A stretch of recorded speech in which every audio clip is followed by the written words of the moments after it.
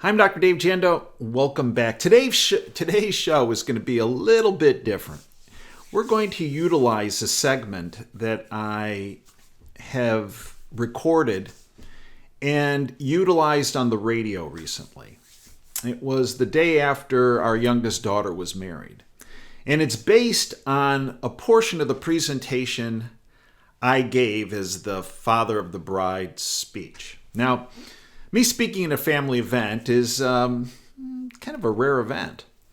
Usually the only time I'm called into service is when the guest of honor in our family is in a box and not able to respond. Why is that? Well, I'm kind of known as the closer in the family. Mainly I'm not asked to speak at family events because it's unpredictable what Dave is going to say. So, as I mentioned in this presentation you're going to hear, probably the most nerve-wracking part of the entire wedding process, the entire planning, the day of, for my daughter was Dad's speech. And you're going to hear a portion of it. And the portion, as I said, I played on the radio. I hope you find it inspirational. It was nice to hear the positive comments afterwards. In fact, the positive comments were told to my daughter, "You should have let him speak longer." And her response is, "No, I don't think so." But needless to say, I hope you find it inspirational. I utilize three people that my daughters had come to know. Two extremely well. One was my mom, of course, their grandma, who the sun just shined on our daughters every minute of every day from their birth on. And the other is my dad.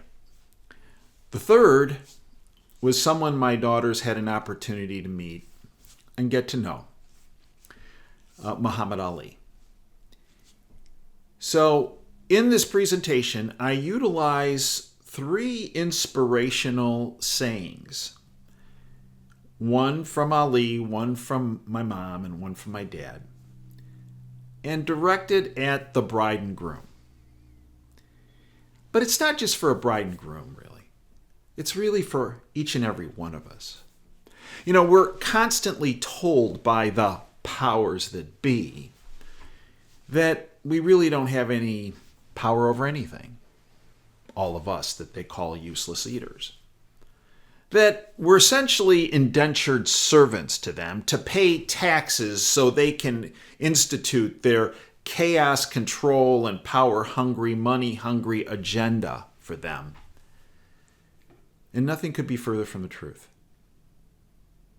Each and every one of these inspirational quotes I bring forward really should land home for each and every one of us in our lives. You see, what the globalist cult does not want us to know or realize is that all of us collectively are the ones who have the power. Worldwide, we have them outnumbered many billions to one. And in fact, the power rests with us. The problem is 99% of us that are not part of the globalist cult do not realize that. You do. I do. And this is what petrifies the syndicate, the globalist cult, the New World Order crowd, the criminal international banking syndicate, the deep state, the shadow government, whatever you want to call it. It's all the same. A small group of individuals that are focused on stripping you of your freedoms, your liberty, your future, your life, and here in the United States, our constitutional republic. And they want you to believe it's a fait accompli. No, it's not. It's not. And they're petrified of you knowing that. The way we end this reign of terror by the globalist cult and their ceaseless and endless pestilence, wars, conflict, chaos, control agenda is by educating and empowering every person we know and love. And yeah, we're going to get pushback. And you already have, because you've tried. But don't stop trying. Listen to the words of wisdom of Muhammad Ali, Ruth Janda, and Ben Janda. And then pass this video on to all of those you're trying to awaken to the facts, the truth, and to reality of what's really occurring that they are completely oblivious to because they're too busy sitting on the couch consuming the propaganda, the misinformation, the disinformation put forward through the bought-off lamestream fake media. Folks, we are winning. The cult does not want you to realize that, but we're winning. Because there has been a massive awakening over just the past 6 or 7 years. And it's not diminishing. It's escalating. See the invisible. Accomplish what others believe is the impossible. Yeah, make a great living, but have a great life, which is even more important. And in the process, dream big and dare to fail. Because if you do, you will create a better life for yourself, your family, your community, our country, and the world. I hope you find this radio segment based on my presentation at my daughter's wedding to be inspirational. And I do hope you pass it on to others. It will awaken a number of people you pass it on to. Thanks for your time. Now, on to the wedding presentation. Dream big and dare to fail. Thanks for joining me today.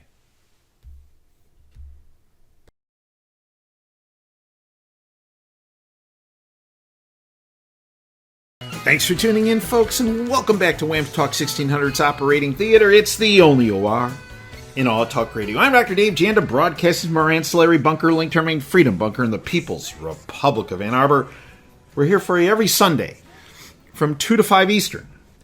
But it doesn't start and stop on Sundays from 2 to 5 Eastern when that on-air light goes off in the studio at 5 p.m. on Sundays. Our on-air light for DaveJanda.com comes right on. And it's on for the next 6 days and 21 hours with extra shows and extra content and extra guests and extra analysis and archives to all of our shows at DaveJanda.com. You get a fraction of our content in this 3-hour radio show. We provide 5 other shows during the week, all available through DaveJanda.com.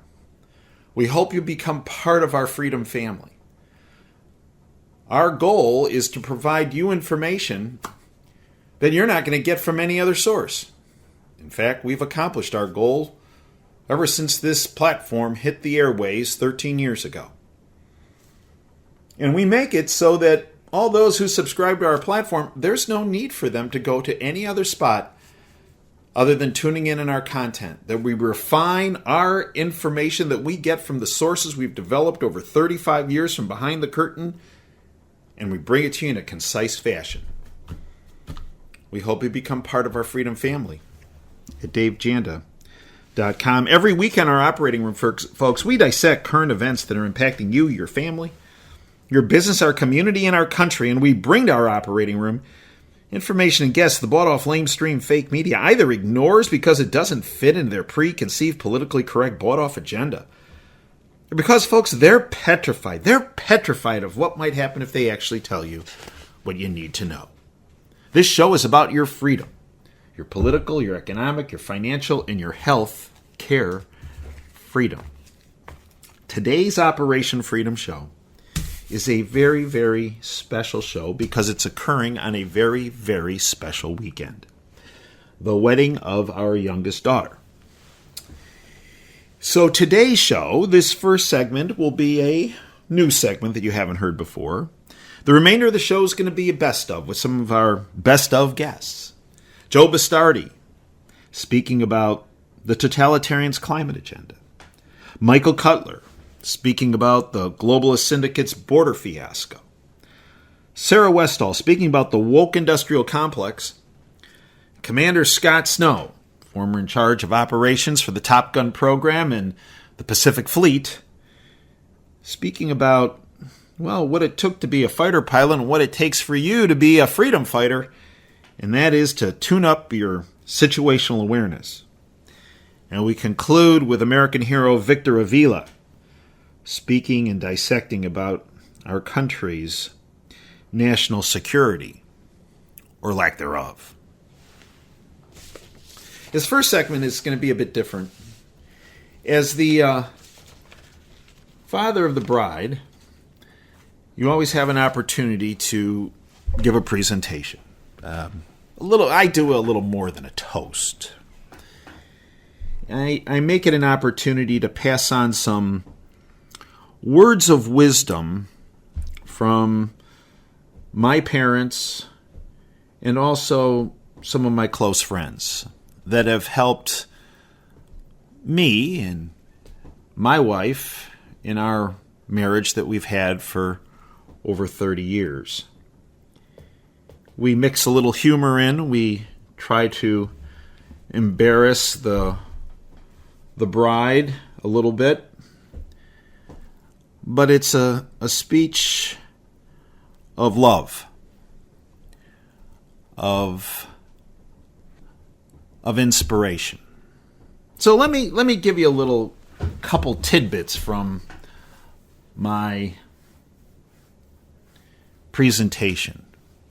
By the way, if you would ask my daughter and her elder sister, who was married several years ago, what was the most concerning part of, what were they most concerned about in the wedding service? They will tell you Dad's speech, because Dad refused to write out his speech. Dad doesn't do that when he gives presentations. Dad refused to hand over any outline or bullet points that he used as the foundation of his speech. The content of Dad's speech was completely uncontrolled. Hence, it was the most stressful time of the entire day. But hopefully it was more than stressful. It was hopefully inspirational. My role as the father of the bride and with her new husband, who's a great guy, I believe is to pass on words of wisdom from others that were passed on to me. So I'm going to channel a couple people here.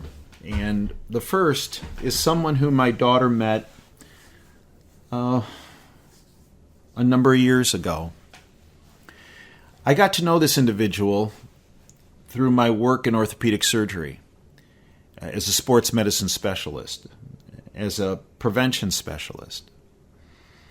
And I considered him a friend. At one point, he had a residence. He was very well known in the sports world. And he had a residence on the other side of the state of Michigan in Berrien Springs. And he called me up and said, "Hey, Doc, I know you have a couple kids, and appreciate all you've done to help me. I'd like to meet your children, and I'd like to talk to them. Maybe pass on some words of wisdom to them." That person was Muhammad Ali. So I got the kids in the car one day, and we drove over. And we went to his training facility at Berrien Springs. And when I walked in the door to his office complex there, he was sitting speaking to one of his administrative assistants. He immediately stood up. He walked over to my daughters and gave them each a hug. And then took them by the hand and said, "Let's go to my office." And he had an incredible office. It was like a museum. I mean, it was unbelievable. And we walked in, and he took him to a picture. It was a framed picture of him on Life magazine. It was the first big feature that was done. And he looked at my daughters and he said, this picture and this article on me supposedly is what led to me becoming famous. He said, it didn't make me become famous. See, he said, I knew that long before that picture occurred. First words of wisdom. He then passed on to my daughters, who I again reiterate for this new couple, is the following.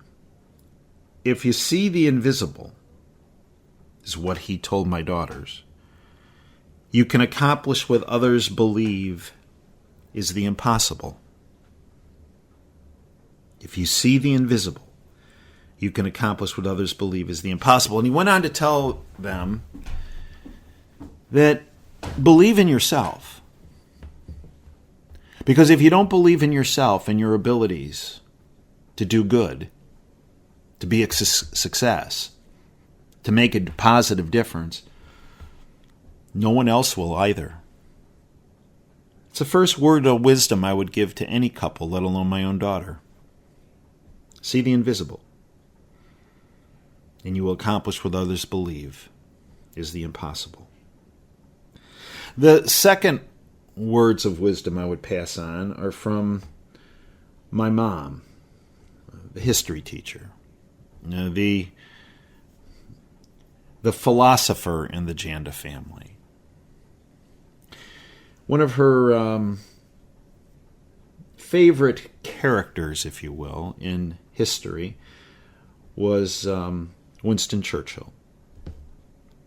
And my mom embraced the philosophy that Churchill had put forward in a quote, "You make a living by what you get. You make a life by what you give." So my recommendation for the bride and groom is, make a living. It's what you get. But too many people focus on making a living and what you get. In fact, many people, that's all they focus on. And they never focus on what they give to others. I believe one of the keys to a successful marriage, and this was a philosophy passed on to me by my mom, was to give to your spouse, to give to your family, to give to your community, your country, and the world. You make a living by what you get. You make a life by what you give.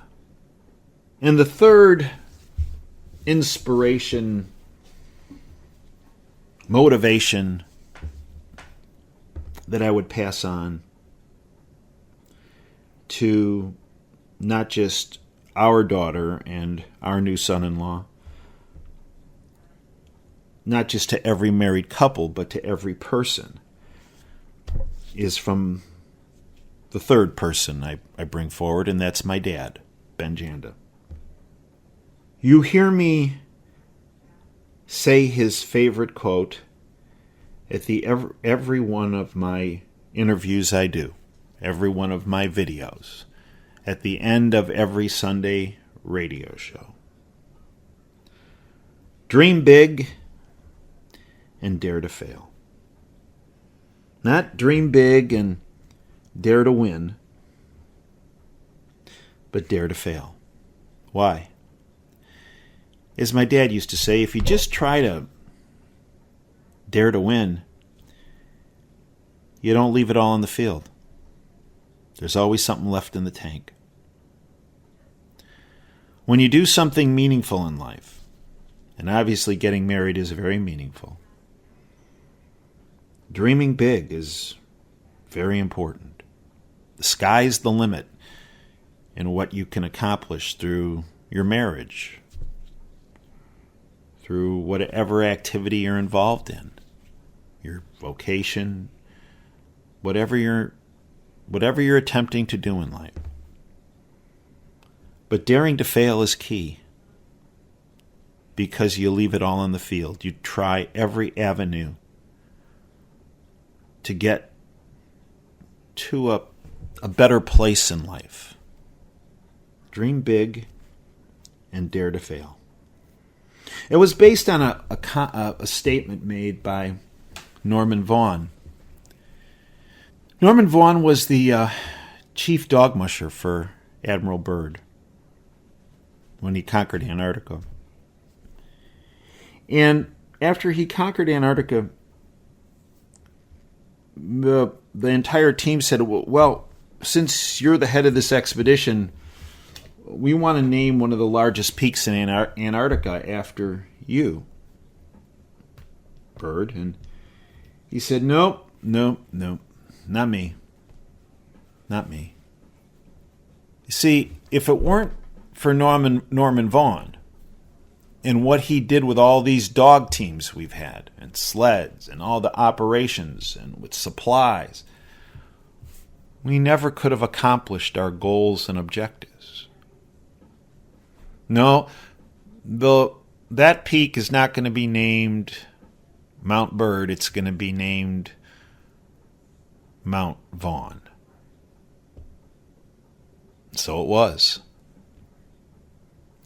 Many years later, in fact, Norman Vaughan was about 89 years of age, had bad heart disease, bad lung disease, arthritis in his knees. Norman Vaughan decided that he was going to go back to Antarctica, and he was going to climb that mountain. And his family said, no, that's not going to happen.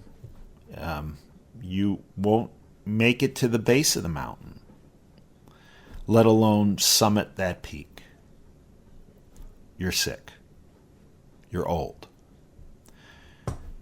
You will not be able to do this. You will die. Well, Norman Vaughan had big dreams. Norman Vaughan saw the invisible. He believed he could accomplish what was the impossible. He wasn't satisfied making a living. He wanted to give inspiration to all those around him and those who ever heard his story. So, Norman Vaughan didn't listen to his family. And Norman Vaughan trained, and he hired a team to train him so that he could summit that mountain. And his family sent him to Antarctica knowing they would never see him alive again.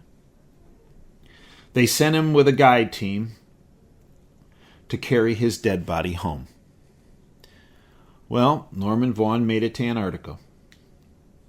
And surprisingly, Norman Vaughan made it to the base of Mount Vaughan.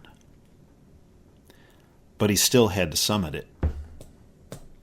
And the team that had been assembled to be with him knew that, well, it was just a matter of time before they'd be carrying his lifeless body back home. Well, Norman Vaughn started to summit that mountain because he dreamed big. He saw the invisible. He believed he could accomplish what others believed was the impossible. He wasn't satisfied just getting by making a living. He was pushing to make a life and give to others. Give them inspiration. Norman Vaughn trudged up that mountain for days. Norman Vaughn reached the summit. And when he reached the summit, his guides who were with him were astounded. Absolutely astounded. He made it. They looked at him and they said, "How did you do this? We're supposed to carry you home dead. You weren't supposed to make it to the base of the mountain, let alone to the summit. How did you do that?" And he looked at them and he said, "If you dream big and you dare to fail, you can accomplish anything and everything in life. Dream big and dare to fail." You see, folks, a married couple, an individual, our entire society is constantly told, you cannot make a difference. You cannot succeed. There are these powerful entities that run the show that are insurmountable. Well, the message to my daughter, the message to my son-in-law, the message to everyone in that room, the message to you, the message to the entire listening audience is don't buy into the negativity in life. Buy into the inspiration afforded by Muhammad Ali. If you see the invisible, you can accomplish what others believe is the impossible. Buy into the philosophy of Ruth Janda. You make a living by what you get. Good. Work. But even more importantly, you make a life by what you give to others. To your spouse, to your significant other, to your family, to your neighborhood, to your community, to your state, to your nation, to the world. And draw on the inspiration of Norman Vaughn. Dream big and dare to fail. Because if you see the invisible, you will accomplish what others believe is the impossible. Sure, make a living, work hard, but make time to make a life by giving to others. And above all, dream big and dare to fail. Because if you encapsulate all of those, the odds of you having a great marriage, a great life, a great family, a great country, and a great world are a near certainty.